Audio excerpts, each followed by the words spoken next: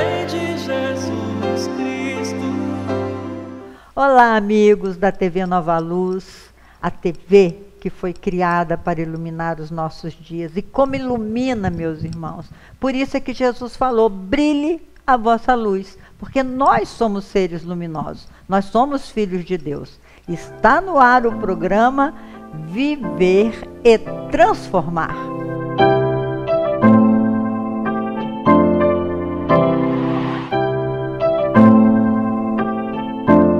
Nós vamos começar esse programa com música, sabe por quê? Porque o programa se chama Um Novo Olhar para o Mundo. Estamos aqui, Rosália, Soninha, as mesmas pessoas, mas outras personagens elas vão vestir hoje, tá? Vamos lá, Rosália.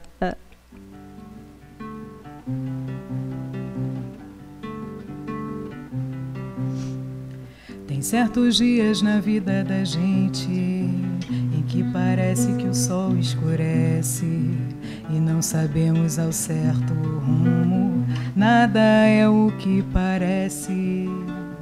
Mas no momento da vida da gente, alguma coisa acontece e tudo aquilo que era importante fica para trás e desaparece. A alma humana é tão inquieta, vive buscando cada vez mais. Somos sedentos da água da vida, tentando alcançar paz. A alma humana é tão inquieta, vive buscando cada vez mais. Somos sedentos da água da vida, tentando alcançar paz. Vai e descobre que o mundo é seu. Deixa o amor te guiar. Cuida da sede do teu irmão, que a tua passará. Vai e descobre que o mundo é seu. Deixa o amor te guiar.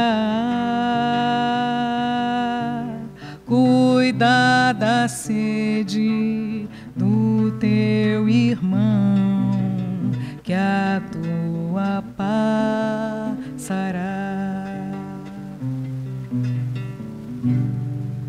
É isso aí, meus irmãos. Cuida da sede do teu irmão, que a tua passará. Como é importante a gente aprender a olhar para a dor do outro. Não porque a gente queira se comparar, dizer a dor dele é maior do que a minha. Não, não é isso. É porque quando você olha para o outro, você esquece um pouquinho da sua própria dor. Não é assim, Soninha? Claro que é, né? Claro, porque isso é em qualquer coisa, né? Isso é interessante se perceber com a mãe. Né? Porque a mãe, quando ela está ali, ela pode estar sentindo uma dor de cabeça, ela pode estar doente. Se a criança chora, ela esquece como ela está, muitas vezes de cama, levanta para ver como é que está o filho e esquece a dor dela. Esquece a própria dor, né? Esse é um novo olhar para o mundo. É muito bom a gente se perguntar qual é o mundo que eu elegi para eu viver. Porque cada pessoa é singular, é única, né? Não existe ninguém igual a você, ninguém igual a mim. Por isso que todos nós somos importantes, a gente faz parte do universo de Deus e somos importantes. É como uma sinfonia. Toda nota, por mais inexpressiva, ela é importante no todo. Se não tocar, ela fica faltando. Exatamente, não é, exatamente. Rosália? E a gente que gosta de tocar, né, que gosta de música, a gente sabe que, por exemplo, se a gente ressoa ali no dó do teclado nas mais graves, vai ressoar pelos dós das mais agudas, né? Os instrumentos de corda têm essa peculiaridade. E se a gente traz para o nosso planeta, somos 7 bilhões de pessoas, nós somos 7 bilhões de projetos de um mundo novo, né?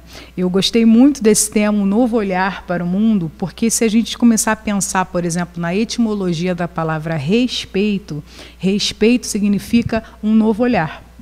Ah, então, eu não sabia. É um novo olhar. Então, que a gente encare com mais respeito, né, essas mudanças que estão acontecendo. Assim, a gente tem tido algumas reações muito extremistas do nosso planeta, né? E a gente precisa olhar realmente com mais respeito e com mais tolerância também, né, para aqueles que são diferentes de nós. Respeito por nós mesmos, né? Porque outro dia estava conversando com uma pessoa e ela estava defendendo uma ideia que não é a que eu defendo, mas que eu ouço porque a gente precisa ouvir, né? E aí você vê que, de repente, eu falei para ela assim, vem cá, mas por que isso? Para ela me explicar. E ela, não sei, porque sim, porque é assim, porque alguém começou, porque aí o outro tem que revidar. E aí eu fico pensando, que respeito é esse que aquela pessoa tem por si mesma, pelas suas próprias ideias, né? Porque se a gente vai ter a ideia do outro, a gente está faltando com respeito ao meu livre-arbítrio, como a gente já falou em algum outro programa atrás, né? É verdade, ter respeito Soninha. por E nós. A beleza da vida são as diversidades. A beleza da vida é porque nós somos diferentes, somos únicos. Porque quando a gente quer ser igual a alguém, eu gosto muito dessa frase do Dr. Léo Buscaglia, que ele diz assim, quando você quer imitar alguém, você passa a ser imitação, deixa de ser você mesmo. É claro que tudo na vida, a gente muitas vezes repete, a gente faz por imitação, imita nossos pais. Quantas vezes, vocês devem ter acontecido isso também, a gente se surpreende dizendo assim, meu Deus, é a minha mãe que falou aqui. Você repete até a mesma frase, né? Às vezes eu falo para mim assim, Leila, você não tem criatividade, não? Cria uma frase sua, né? Então você, muitas vezes, está imitando, está repetindo, mas você tem que tomar consciência de onde vem, né, Rosália? Exatamente. E é todo um processo, né, Leila? Por exemplo, a gente está vivendo um momento que a gente não consegue nem ao menos tolerar as pessoas. Verdade. Se a gente pega, já que a gente está falando de raízes das palavras, né, se a gente pega a palavra tolerância, tolerar significa suportar. Olha que coisa horrível. A gente falou, tolera a pessoa, na verdade Pesou, eu estou né? suportando. Eu estou suportando você existir no mesmo planeta que eu. Que coisa esquisita, né? Que tem pessoas que você fala assim, ai, por que essa pessoa está aqui, né? E a gente tem essa inferioridade moral ainda, né? Assim, é todo um processo, né, que vai da intolerância, que é você nem suportar a existência daquela pessoa no planeta, para a tolerância e da tolerância para o respeito, né? Um teólogo brasileiro chamado Leonardo Boff, ele diz que nós devemos, na verdade, nesse processo, adotar uma tolerância positiva. Ou seja, eu ainda não suporto aquela convivência com aquele que é diferente de mim, mas eu tenho que, ao menos, respeitar o direito dele existir. Dele ser diferente, Dele né? ser diferente. E é interessante que eu pensei aqui numa palavra, concordar. Porque tolerar não significa concordar. Exatamente. Certo. Exatamente. É verdade. É o direito de ser.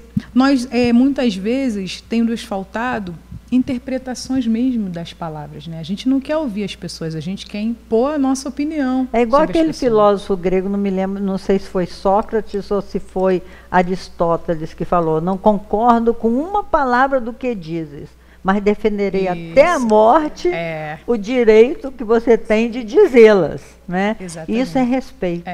Né? Na verdade, são os quase contemporâneos de Kardec, né? Quem diz isso é Voltaire, né? Mais foi para o Voltaire, século XIX, né? Que é um século que nós estudamos as obras e nós percebemos como essas obras são atemporais, né? E a gente percebe a diversidade dentro da própria codificação, que é muito interessante, que a gente fala muito pouco sobre isso. Quando Kardec reúne, quando ele codifica, ou seja, quando ele dá um novo sentido, um novo código a essas palavras, na verdade, pessoal, ele recolheu perguntas do mundo inteiro. É verdade. Né?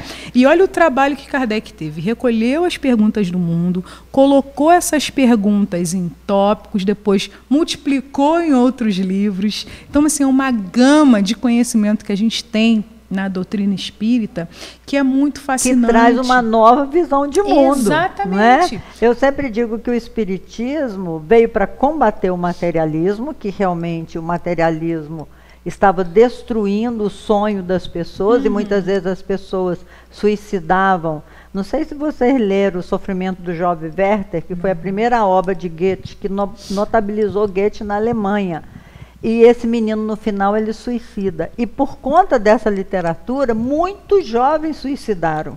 Porque ele levou uma visão de mundo tão pessimista, né? Tão assim, o mundo é agora e se você está ruim, é melhor sair dele, né? Que ele influenciou muita gente. Então, tanto o materialismo, o existencialismo, aqueles movimentos racionais da França, estavam levando muitas pessoas ao suicídio, à autodestruição. Foi quando vieram, como diz Conan Doyle no livro A História do Espiritismo, veio aquela invasão organizada de espíritos, dizendo, epa, nós estamos aqui, ó, a vida continua, você é resultado das suas escolhas. E isso, meus irmãos, fez com que a gente tivesse uma nova visão de mundo. Se você está aí preocupado com esse mundo que está ruim, não está do jeito que você gosta, leia Kardec, que você vai ver um mundo muito diferente. Exatamente. Né, e Kardec, ele, na verdade, ele nos desperta para uma seguinte afirmativa, né? Nós conversamos um pouquinho sobre ética, sobre moral, e a ética ela é temporal. Por exemplo, existia um período em que escravizar era ético. Existia um período em que submeter a mulher a uma série de castigos era ético.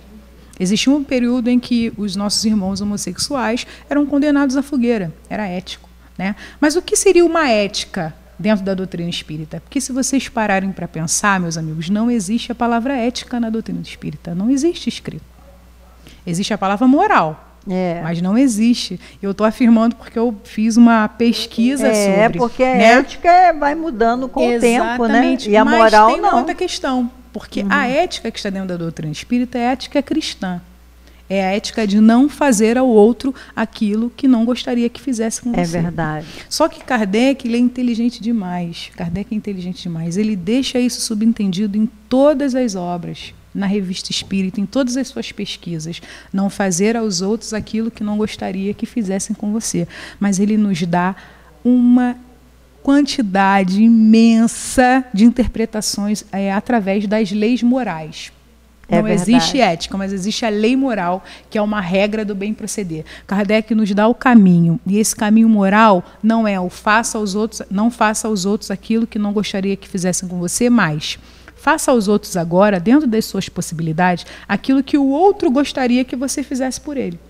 E o que o outro gostaria que você fizesse por ele? Ouvir, tolerar, servir, respeitar, né? Servir. Porque o mestre Jesus foi muito enfático quando ele disse: se te pedirem a capa, dê também sua túnica. Sim. Se te pedirem um passo, dê dois.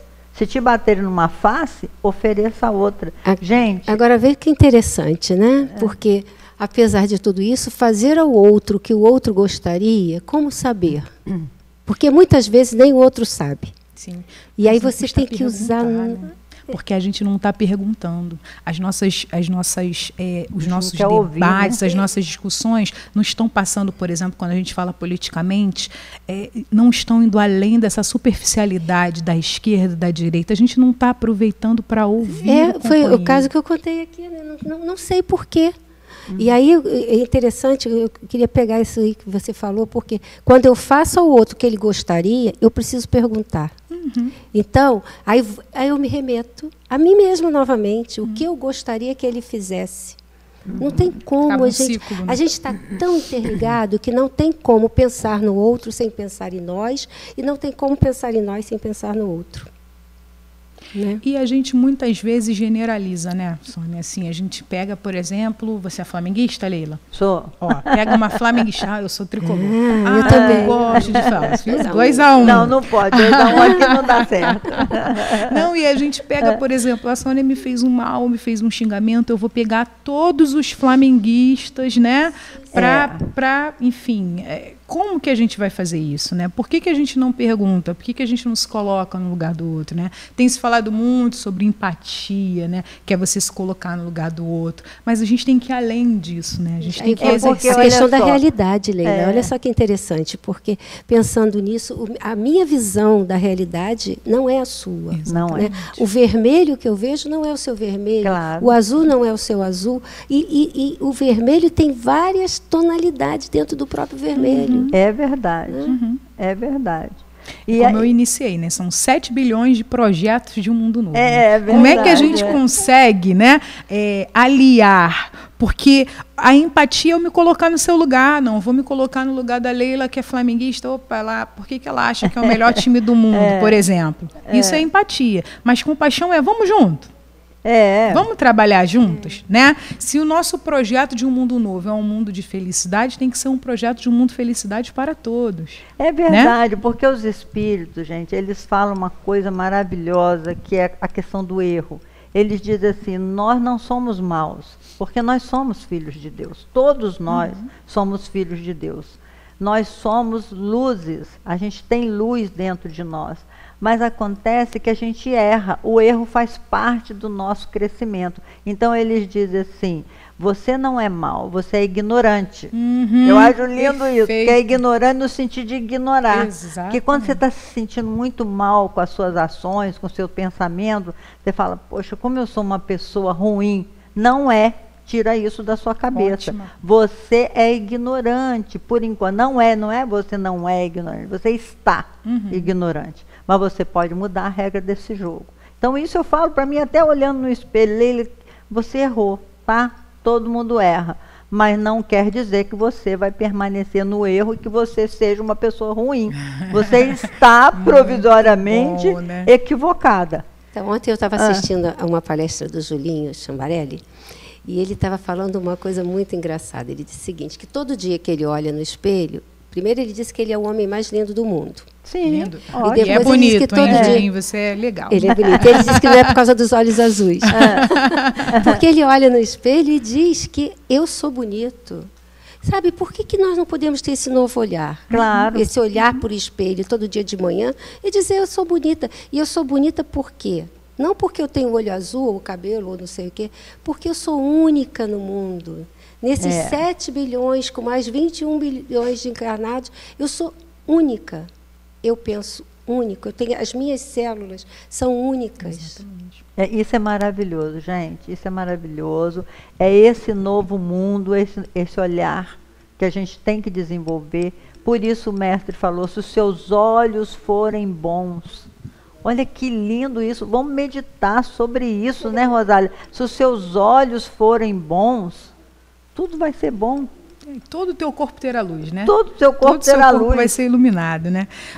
Eu adoro as parábolas de Jesus, a simplicidade com que Jesus ele trazia, falava, né? E quando a gente lê, por exemplo, é bem uma dica bem bacana de vocês lerem Caio Bachuto falando sobre a parábola do bom samaritano e todas as interpretações que são feitas, porque os samaritanos naquele período eram um povo realmente rechaçado, e Jesus ele pega justamente um exemplo do bom samaritano, né? E aí é uma quebra de paradigma. Por que um samaritano não pode ser bom? É a primeira pergunta, por que não? Né? É. E a segunda pergunta é, caramba, já que ele pode ser tão bom assim, eu olhando com esse olhar antigo, eu posso me transformar também a partir dessa nova visão que eu vou lançar sobre a pessoa. Porque quando a gente fala de um novo olhar, é isso, é você ver além do muro que você está construindo. Porque nós estamos assim num período de tantas ideias tão enraizadas que a gente começa a construir muros e a gente perde uma oportunidade muito grande de conviver com uma diversidade, de entender por que o outro chegou àquela ideia, né, aquele pensamento. A gente é tão imediatista, né? O mundo está tão imediatista que ninguém quer parar para pensar. Então as fórmulas chegam e a gente aceita a fórmula do jeito que ela é, sem questionar. Se não tem outra maneira de existir, outra maneira de ser, né? Se o outro é assim, eu não vou pegar o outro e tirar do meu caminho. Eu posso mostrar para ele um outro jeito de viver. Né? E o que a gente está fazendo com as crianças? Né? As nossas crianças estão nascendo, elas têm acesso à rede social, ela tem acesso à TV, ela tem acesso a todas as comunicações. Então, a gente tem que ter muito cuidado, porque se a gente não tiver um olhar para as crianças, a gente não tem um olhar para o mundo. É verdade. E o mais importante que eu acho na educação infantil, acho que eu já até falei isso aqui, que eu tenho pós-graduação em educação infantil, é uma coisa que a gente enfatizava muito, é a autoestima da criança. Ela tem que saber o que ela está fazendo aqui e o quanto ela é amada por Deus. Ela precisa saber disso desde pequenininha.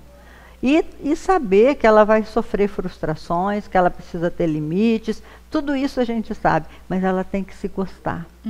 E como é difícil a gente se gostar nesse mundo globalizado que adota certos paradigmas, certos padrões. Então, o bonito é aquele que é louro. Olha, minha filha me contou lá em Brasília que ela questionou, eles estavam fazendo um programa de valorização dos trabalhos que aconteciam na escola, e quando aparecia jogos, só tinha nos murais, nos banners, só tinha lourinho de olho azul, cabelinho.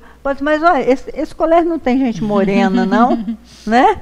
Ela questionou, porque a gente coloca o padrão de beleza, isso, aquele padrão, né? Aquele louro, aquele olho claro. E sabe o que isso resulta? Aí eu vou falar porque eu sou loura, né? Resulta novamente naquela, sabe, daquele extremismo de negro e de branco, de negro e de louro. Sabe, a gente acaba tendendo mais por um outro lado. Então, você acaba jogando em cima da criança loura o poder da beleza, o poder de ser responsável por tudo que é belo, quando ela é apenas um outro ser, ela é apenas um espírito, né? Eu me sinto, às vezes, muito cobrada, sabe, como as pessoas dizem assim, a minha obrigação é ser feliz, ser rica, estar rindo sempre, porque, afinal de contas, Deus me deu. Esses cabelos não são meus, eu já pintei várias vezes. Os meus são muito mais louros, muito mais amarelinhos. A minha pele é branca, sabe? Mas e daí? Hoje estou neste corpo, gente. Se a gente lembrar, se nós lembrarmos que somos espíritos, hoje eu estou nesse corpo, mas eu já estive num corpo lindíssimo, negro, de um homem com um corpo belo, né, de uma estrutura bonita. A consciência da reencarnação, né, reencarnar e a consciência de que a vida continua, que a gente vai viver muitas vezes, que a vida continua, faria muita diferença mesmo, se a gente colocasse em prática. Né? Verdade. A gente precisa colocar em prática esses conhecimentos que a gente tem. Né? Porque hoje a gente fala muito, por exemplo, de lugar de fala. Né? É um momento em que o Brasil e o mundo estão dando voz às pessoas que não tinham voz. Né? Mulheres, negros, homossexuais, pobres.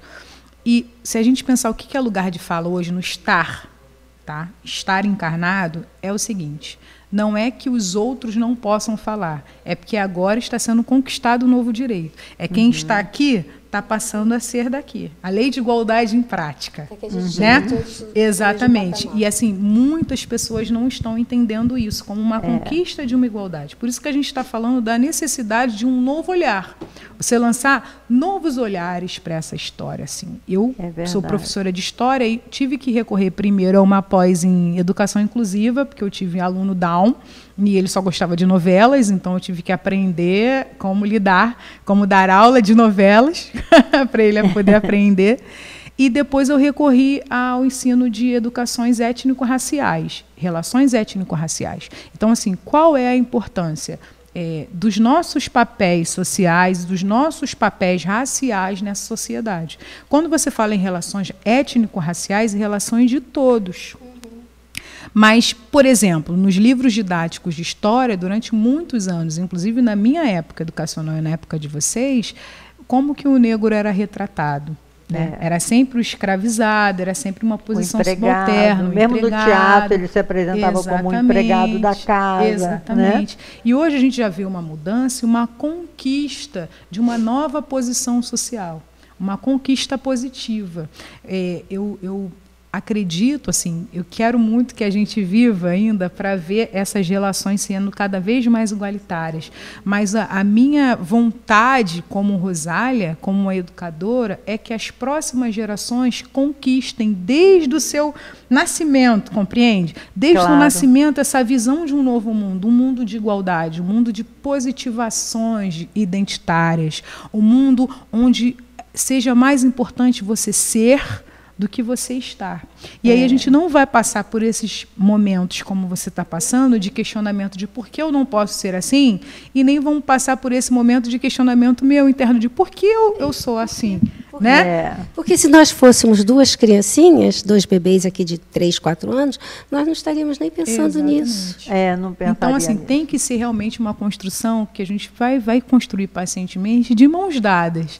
Esse mundo novo, com esses 7 bilhões de projetos de um novo mundo, ele tem que ser um mundo que a gente caminhe de mãos dadas. E isso depende, meus irmãos, da educação. Eu estou falando isso baseado no professor Abraham Maslow, que ele falou assim, observa uma criança no parquinho, é o que ela falou. Eles brincam ali, eles não querem saber qual é a cor dos olhos, qual a cor da pele, se tem sapato ou não, se está descalço ou não, eles estão rindo com riso solto. Aí ele diz, agora observa, entra dentro do metrô e observa um adulto. Todo mundo de cara feia, centrado. Hoje em dia não, é todo mundo olhando, cada um no seu quadradinho, né? Mas você não vê felicidade, você não vê alegria, a alegria espontânea de viver. Aí ele perguntou, onde foi que nós erramos? Quando é que essa criança, que era livre, sorridente, como todos nós fomos, brincando unido, como é que a gente passou a ser um adulto preconceituoso, mal amado, rancoroso, se não foi um processo educacional equivocado? Exatamente. Perfeita colocação. Não é? E eu fico pensando nisso. Onde foi que a gente tem errado no processo educativo, quando a gente não percebe que o respeito começa lá, talvez também lá no ventre materno, né? Na nossa posição de adultos, muitas vezes a gente dá à criança o direito de ser que a gente não dá a um adulto. Também, né? Então tem essa influência contemporânea, né? Eu tenho uma evangelizanda que ela é terapeuta infantil e ela estava me narrando como ela conseguiu cuidar da paciente simplesmente deixando a menininha acordar, aos 3 anos. Olha. Ela tinha horários, né? Estudava numa escola, um internato, então tinha horários. Então ela começou a estimular a mãezinha dela, falou, olha, deixa o seu bebê acordar. Né? E foi a maior conquista, a criancinha espreguiçar, sabe? E a gente está vivendo um tempo assim de competição, e a gente muitas vezes não respeita o corpo, não respeita a gente não se dá o direito Nós de só despertar. temos 4 minutinhos para a gente despedir. Que pena. Passa tão rápido, por mim a gente ficaria aqui conversando sobre esse novo olhar no mundo. Certeza, mas não tem problema, né, Leila? Porque, na verdade, a nossa ideia é plantar essa semente, né? Inclusive em nós mesmos. É verdade. Para que nós possamos seguir adiante, questionando esse mundo, sendo nós mesmos, permitindo-nos a pensar, a agir, seguindo as leis morais, obviamente, né? Porque não é cada um fazer o que quer. E uma coisa que eu queria deixar para você, e que eu digo para mim também, jamais deixe que alguém acredite, faça você acreditar que você não é esse ser lindo e maravilhoso que mora aí dentro de você. Você talvez não tenha ainda aprendido a regá-lo adequadamente. Eu tenho na minha casa algumas plantinhas que, quando eu estou mais sem tempo e tudo, elas começam a murchar. E aí eu vou lá, converso com elas, dou um carinho, ponho uma aguinha, cuido, aparo alguma coisa. E quando eu vejo, gente, orquídea que renasce. Planta que eu achava que eu tinha que jogar fora e que daqui a pouco está dando flor. Esses somos nós. É esse olhar que eu acho que a gente precisa aprender a cultivar, para poder cultivar todas essas rosas maravilhosas que vão sair de dentro de nós, eu tenho certeza. Isso mesmo, meus irmãos. Olha, eu vou também me despedir, porque eu vou deixar a Rosália fazer o nosso final com chave de ouro, que a música entre no seu coração, você aí que nos ouve, que você possa escrever para nós no PGM Viver e Transformar @gmail.com. Mande a sua opinião, mande o seu ponto de vista para que a gente possa discutir a respeito. Tudo que você disser vai ser muito bem-vindo. Que Jesus nos abençoe a todos e que nós possamos aproveitar essa existência desenvolvendo esse olhar maravilhoso sobre a vida e sobre tudo. Rosália. Belo pra mim criança brincar, é ouvir 1000 canções numa concha do mar, é chuva caindo, é campo em flor, e acima de tudo é o amor. Belo pra mim quando estou a sofrer e a treva na alma começa a crescer, lembrar com alegria que além, muito além, à espera de mim está alguém, está alguém, está